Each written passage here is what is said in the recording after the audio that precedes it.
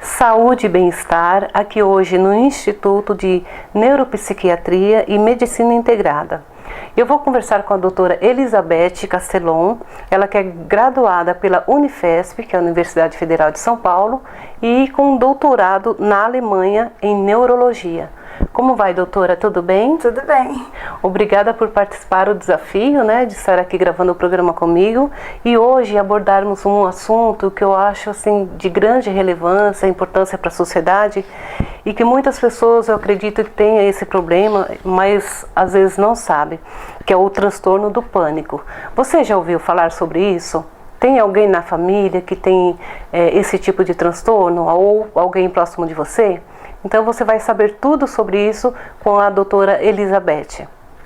Doutora, fala pra gente, o que é um ataque de pânico? O ataque de pânico, ele é, como a palavra diz, ele é um ataque. Então ele pode acontecer em qualquer momento. Você pode estar dormindo, você pode estar no cinema, você pode estar num restaurante, você pode estar conversando com amigos e de repente o que você sente? Você se vê invadido por uma sensação horrível, muito, muito ruim, de medo, de desespero, de perda de controle, de não saber o que vai acontecer e muitas vezes uma sensação de que você pode estar morrendo. Então muitas pessoas acham que elas estão tendo um infarto, que elas estão tendo um AVC, que alguma coisa muito, muito ruim está ali acontecendo e que naquele momento elas vão morrer.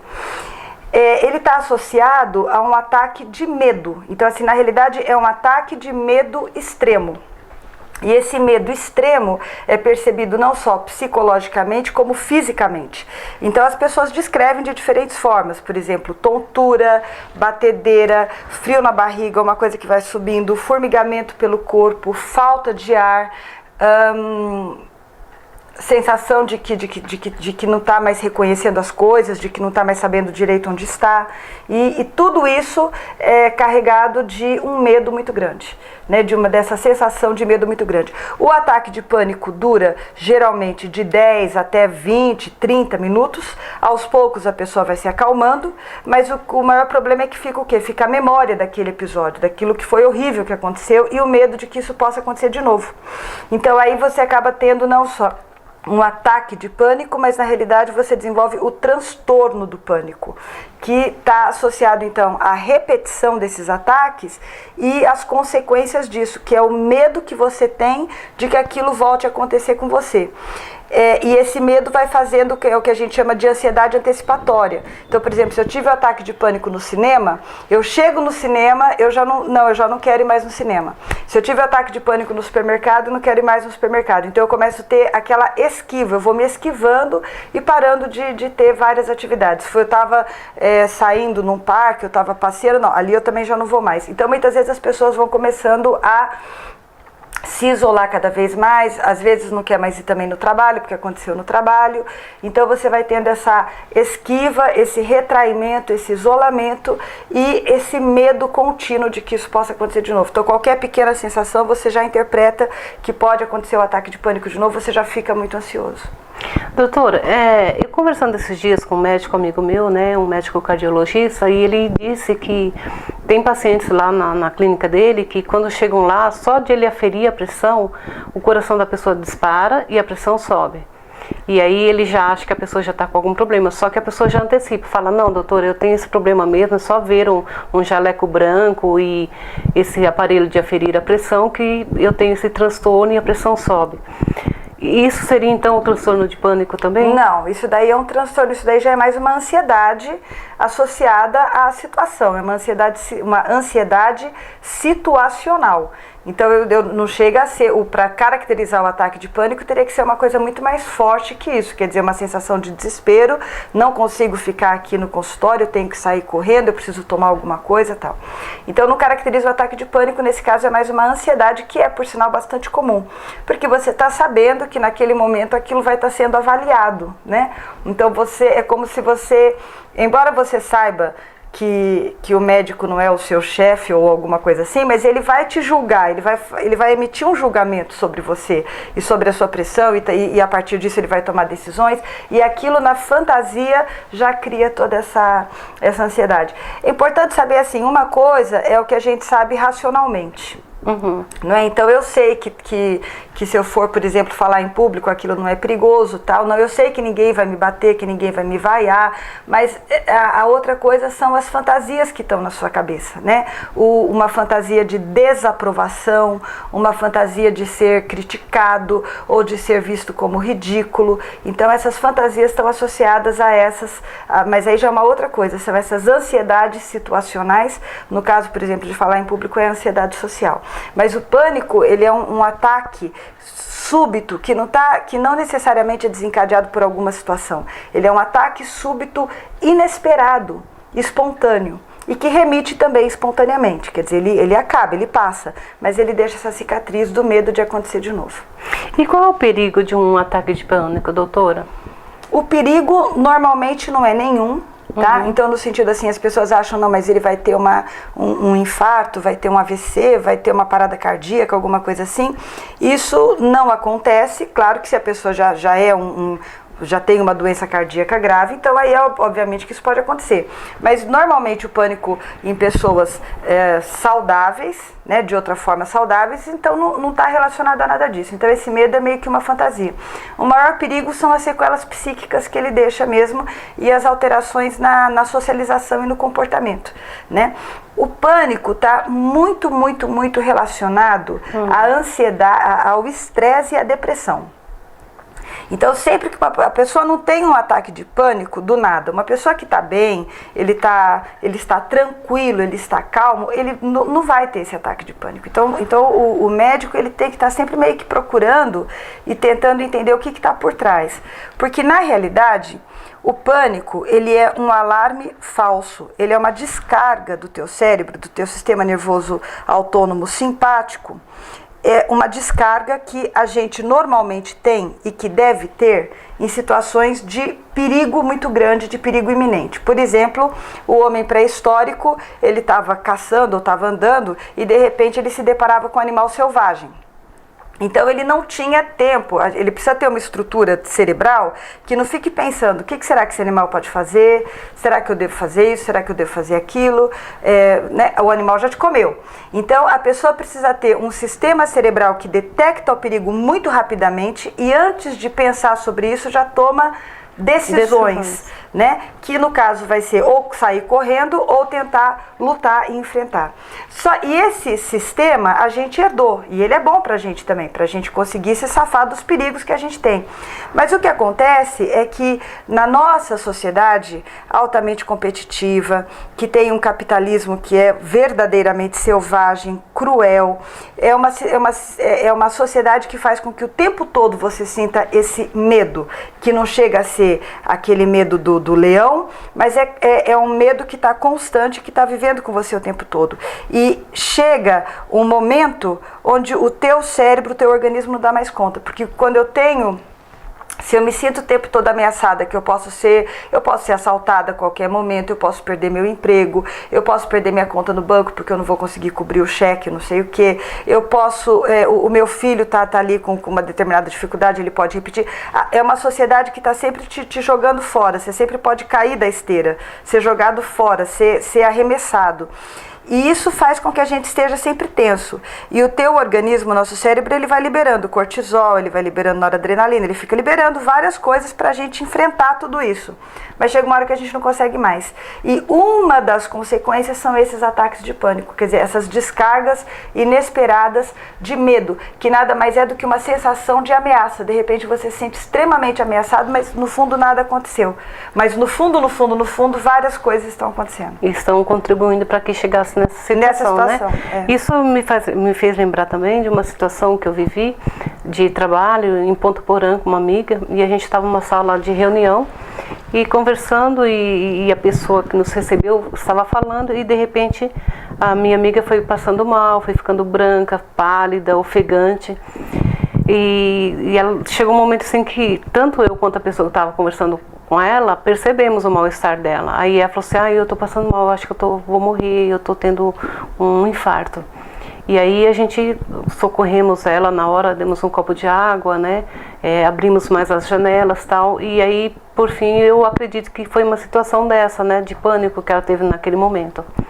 Agora, doutora, existe uma causa para o pânico? Então, a causa, existe uma predisposição genética, assim como para todas as doenças psiquiátricas, depressão, transtorno bipolar, esquizofrenia, autismo, todas as doenças psiquiátricas, elas têm um componente genético. Mas quando a gente fala de componente, é que os estudos com números enormes de pessoas conseguem detectar alguns genes que aumentam o seu risco de vir a ter esse problema.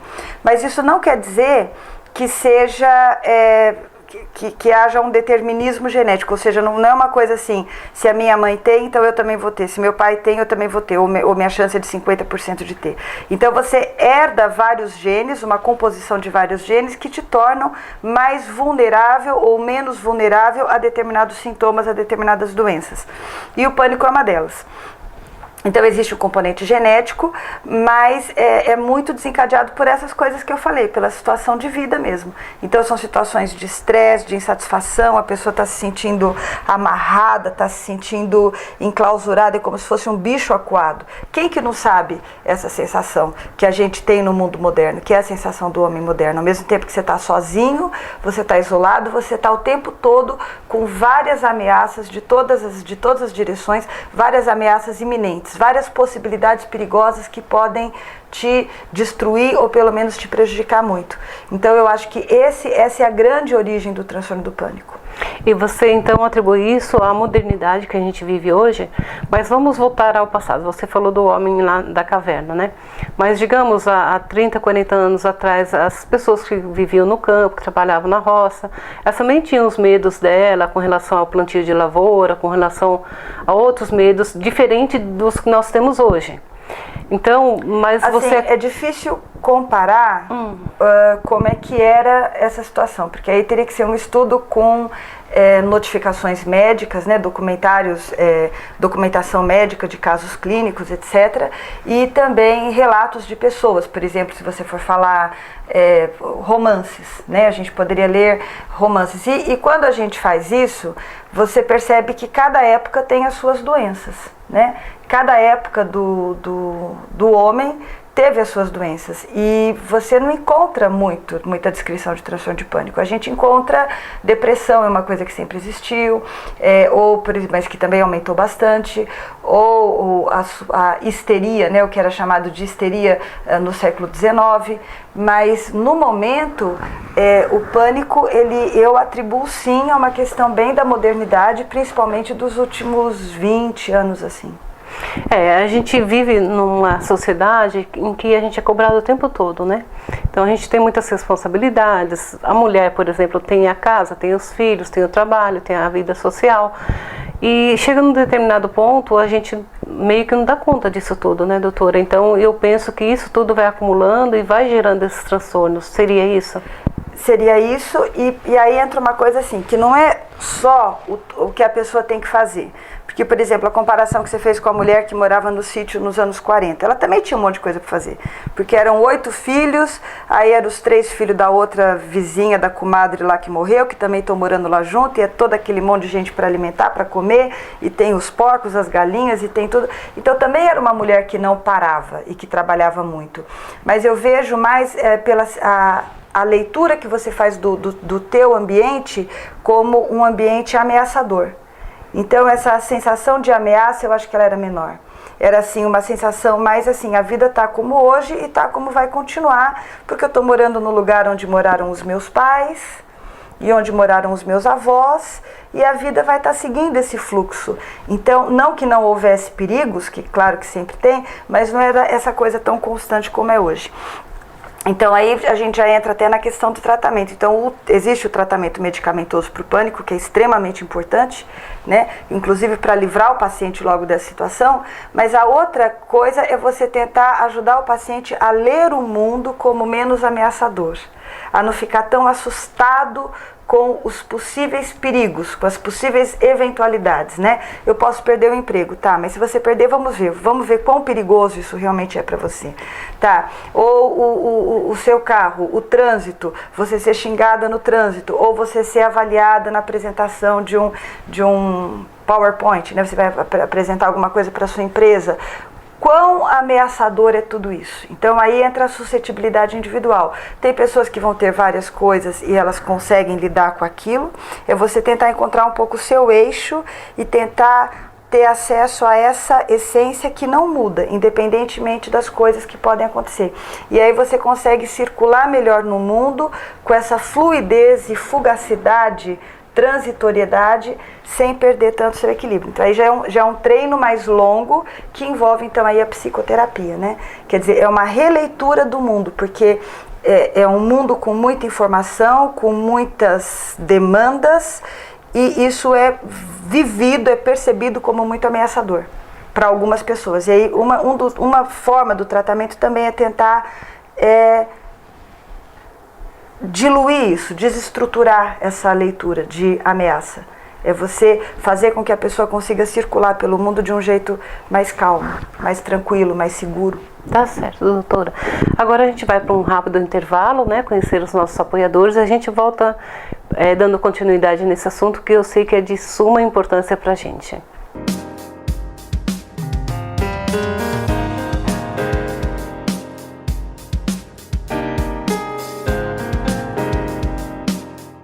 E de volta com o programa Saúde e Bem-Estar, aqui no Instituto de Neuropsiquiatria e Medicina Integrada, conversando com a doutora Elizabeth Castelon. Para você que chegou agora em casa e ligou a TV, o assunto que nós estamos abordando é sobre o transtorno do pânico. E a doutora vai falar para a gente como tratar esse transtorno. Então, eu acho que o tratamento, a pessoa precisa realmente procurar um médico. E esse médico realmente tem que ser um psiquiatra. E esse psiquiatra precisa tentar entender também o que levou a pessoa a essa situação, o que está acontecendo na vida dessa pessoa, né? Muitas vezes as pessoas falam, não, tá tudo bem, mas se você for entender, não, as coisas não estão tão bem assim. E repetindo o que eu disse no outro bloco, tem a ver não só com as coisas que concretamente estão acontecendo, objetivamente estão acontecendo, mas com a leitura que eu faço daquilo tudo. Então eu posso ser uma pessoa muito perfeccionista, ou eu tenho um senso de autocrítica muito aguçado, ou eu tenho algum complexo, enfim, eu transformo as coisas que acontecem, as demandas que acontecem, em estímulos ameaçadores, e aí o meu cérebro reage. Então é preciso que o médico conheça tudo o que está acontecendo. Muitas vezes essa pessoa também está com depressão. Então a gente precisa perguntar sobre os sintomas de depressão, a gente precisa ir tratar os sintomas de depressão. Então depressão e pânico são duas doenças assim irmãs, elas caminham muito, muito juntas. E o tratamento, ele é um tratamento medicamentoso. Por que medicamentoso? Porque é muito importante tirar a pessoa dessa situação logo, né? Depois que a pessoa saiu dessa situação e ela percebeu que o remédio está tendo um efeito e ela está menos ansiosa, ela está dormindo melhor, ela perde tanto aquele medo de vir a ter um novo episódio. Inclusive eu uso também uma medicação que a pessoa coloca embaixo da língua caso esse episódio de fato aconteça. Então a gente usa uma medicação de uso contínuo, que é para tomar todos os dias, e uma outra medicação que é para tomar só se aquilo acontecer. Apenas o fato de saber que você tem um remédio que está na sua bolsa e que se você de fato perder o controle por algum motivo, tiver um ataque de pânico, você pode fazer uso disso e isso vai resolver a situação, isso já acalma as pessoas. Então, só isso já é terapêutico. Então a medicação é de extrema importância. Agora, associado à medicação, entra essa leitura do que está acontecendo na vida e principalmente, como eu disse também no outro bloco, a questão da reinterpretação. Então aí entra a psicoterapia, para te ajudar a reinterpretar os estímulos que você está recebendo na vida. Será que o teu chefe é tão ameaçador assim, né? Que pessoa é essa? Que pessoa é essa que você construiu na sua mente? Como se fosse um gigante que pode pisar em você a qualquer momento? Se ele pisar, como é que você vai poder reagir? Então vamos conversar sobre isso. o medo que eu tenho, né, eu dei o exemplo do trânsito, o exemplo da escola, da sala de aula e de todas as demandas que você está tendo, geralmente são coisas coletivas, né, é a somatória. Então, tentar transformar essa pessoa em alguém que circula pelo mundo de uma forma mais calma, não enxergando ameaças em todos os lugares. Então, esse é um trabalho mais demorado. E a outra parte da psicoterapia é ajudar a pessoa a reagir quando ela percebe que pode vir a ter um ataque de pânico. Então, existem treinos bem simples até e bastante eficazes, que são treinos de respiração, não é? Ou até mesmo de meditação. A meditação a gente acha que é uma coisa muito complexa do budismo, que você tem que ser um mago, tal, e ali. Não precisa. Você vai sentar, você vai focar na sua respiração, você vai sentar confortavelmente, com a coluna ereta, você vai fechar os olhos e você vai observar a sua respiração, o que está acontecendo. Então, tudo isso pode ser ensinado e treinado. Então, isso ajuda bastante. Então, basicamente, o tratamento é esse. É a medicação, é a reinterpretação da sua vida, são os aspectos que a gente chama de aspectos cognitivos, e a questão de como lidar com um ataque iminente, tentando conseguir métodos para se tranquilizar, para tranquilizar o seu corpo. Doutora, eu leio muito sobre esses assuntos, né, relacionados à mente. E existe uma síndrome do pensamento acelerado. Então, eu acho que essa é uma síndrome que está acometendo muitas pessoas na atualidade, né?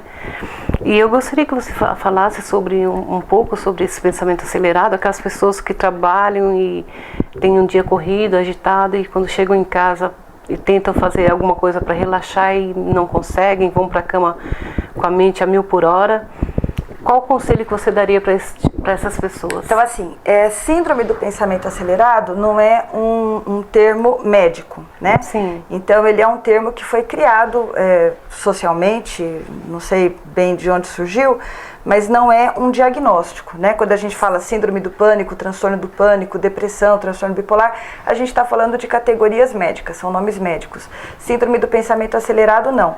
Entretanto, realmente é uma coisa que acontece e que vale a pena a gente estar conversando e discutindo. Do ponto de vista médico, a gente iria traduzir isso como uma pessoa que está com muita ansiedade, né? Isso então tem a ver com ansiedade e tem a ver com a dificuldade de concentração. Seriam os dois aspectos aí do pensamento acelerado. A ansiedade, ela está sempre associada a medo. E como eu disse, não é aquele medo, mas é são várias coisas que eu preciso fazer, um desconforto. Várias coisas que eu preciso estar atento, eu preciso prestar atenção, porque coisas erradas podem acontecer a qualquer momento. A pessoa que não chegou, meu marido não chegou ainda do trabalho, o que será que aconteceu? Ou tem uma coisa aqui que está um pouco atrasada, ou tem alguém que vai vir comer na minha casa, meu Deus, o que essa pessoa vai vir jantar na minha casa, o que eu vou preparar? Então, é aquele desconforto, aquela apreensão. Então, esse é o aspecto, o componente da ansiedade. E esse componente do pensamento acelerado, ele é você ter várias informações que estão chegando na sua cabeça e que você não consegue mais filtrar. O nosso cérebro tem uma capacidade de filtração dos conteúdos que adentram a nossa consciência.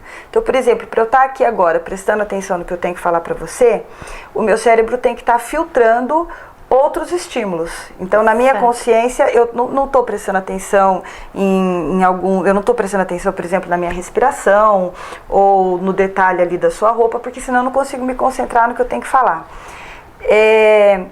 E provavelmente essa capacidade de filtração, ela se esgota no pensamento acelerado, porque são muitas informações e todas elas são aparentemente relevantes, né? Mas muitas delas totalmente desconectas. Por exemplo, se você anda no Facebook, que é uma coisa que a gente faz, né?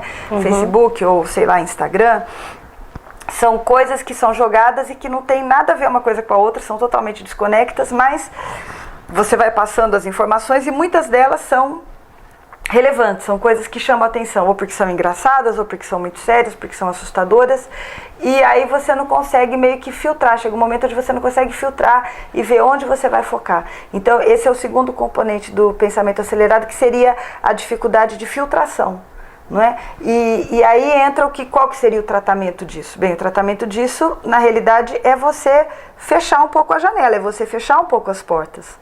Certo. É você restringir o tempo que você vai ficar nas mídias sociais. É você ter aquele momento, e aí entra de novo também a questão da meditação como uma coisa bem simples, de você sentar e parar um pouco, né? Parar um pouco, eu vou focar no que está acontecendo agora nesse momento, eu vou respirar, calma, né? As coisas que acontecem são transitórias, eu estou aqui, tem uma essência em mim que permanece e eu vou ficar um pouco quieta, vou ficar um pouco parada e aí eu vou treinando essa concentração em focar apenas na respiração, até eu ir conseguindo então me acalmar e essa capacidade do meu cérebro em filtrar, ela vai se recuperando. Né? Entendi. Então o tratamento seria na realidade esse, né? Porque o pensamento acelerado ele surge desse excesso de estímulos e de demandas, né? E nesse momento de meditação, seria adequado colocar uma música que a pessoa goste, como um fundo musical? Isso ajudaria? Tem várias técnicas e várias linhas e várias coisas e tal. Eu acho que quanto mais simples for, melhor. Mas se você tiver uma determinada música que te ajuda, porque assim, ouvindo aquela música, você já associa e o seu corpo treina, então, porque aí você faz uma coisa que a gente chama de aprendizado associativo.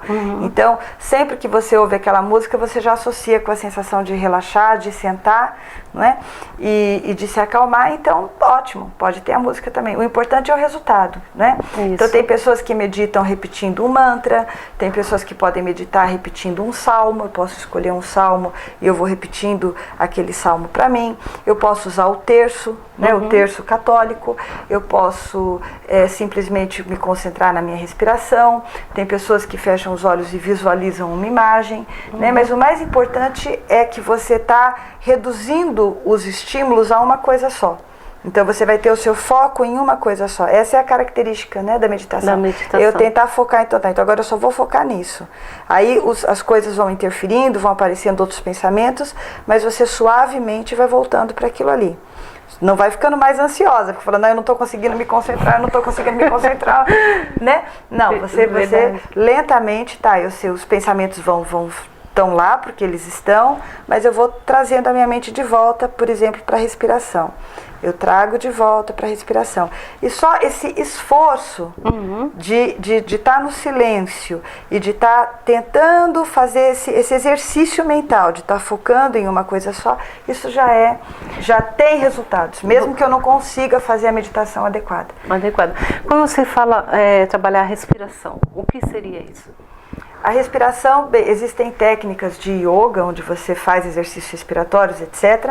Mas na realidade o que por exemplo, já que você me pergunta, uma coisa muito simples seria eu tentar respirar, eu inspiro contando até 4 e expiro contando até 4.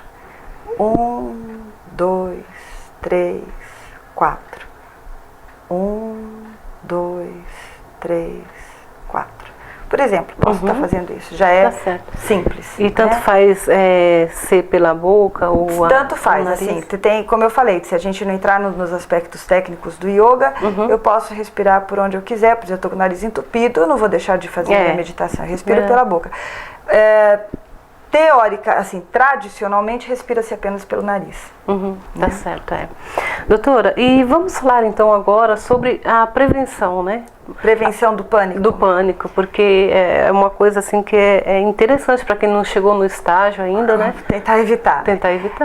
A prevenção do pânico, ela tem a ver com tudo isso que a gente acabou de falar, né? Porque o pânico, ele seria o pico do iceberg, ou seja, quando já muitas outras coisas que já vem acontecendo faz tempo, e chega um momento onde eu não dou mais conta, e é ali que que acabo tendo, que eu desencadeio esse ataque de pânico, né? Como sendo, então, a última gota d'água.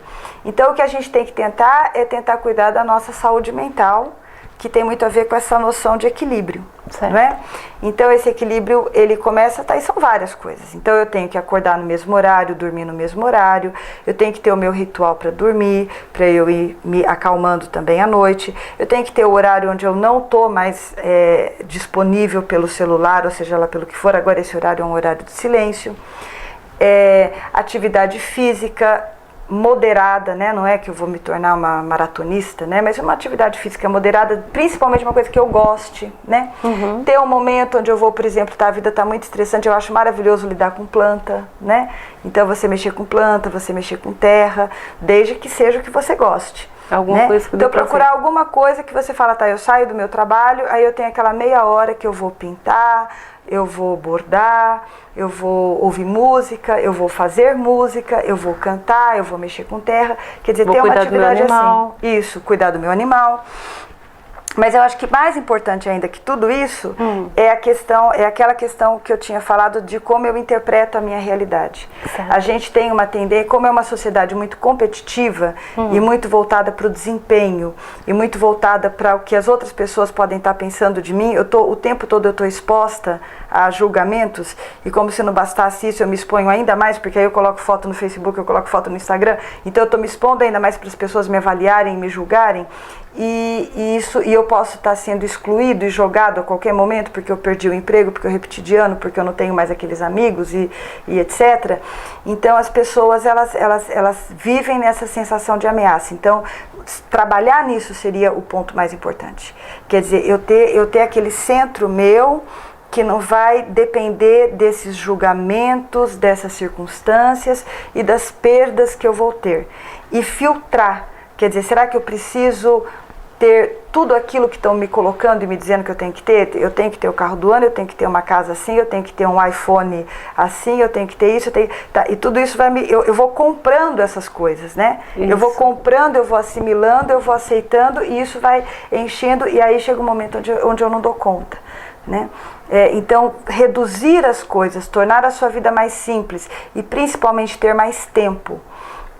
A gente, nessa ânsia de querer participar de tudo, ter tudo, conseguir tudo, estar atualizado, uma das coisas que a gente mais perde é tempo. E o ser humano precisa de tempo. A criança precisa de tempo parada, o adulto precisa de um tempo parado. Talvez seja isso que, como a gente falou no outro bloco, que o homem dos anos 40 tinha. Eles tinham muito tempo parado, porque não tinha televisão.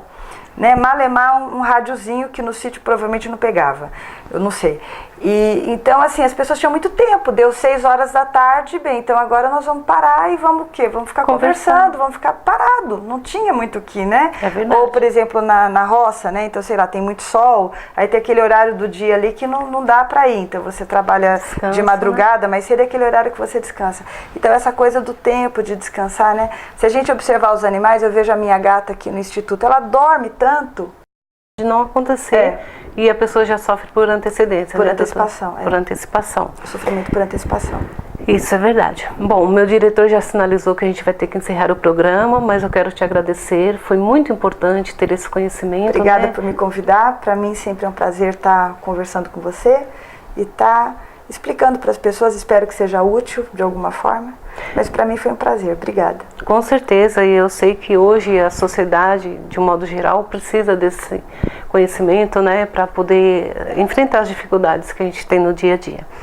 E o programa Saúde e Bem-Estar vai ficando por aqui, eu espero que você tenha gostado, e está passando aqui embaixo o nosso e-mail, você pode entrar em contato conosco, fazer uma sugestão de pauta, e nós estaremos sempre de portas abertas para atender vocês. Muito obrigada pela sua companhia e até o nosso próximo encontro.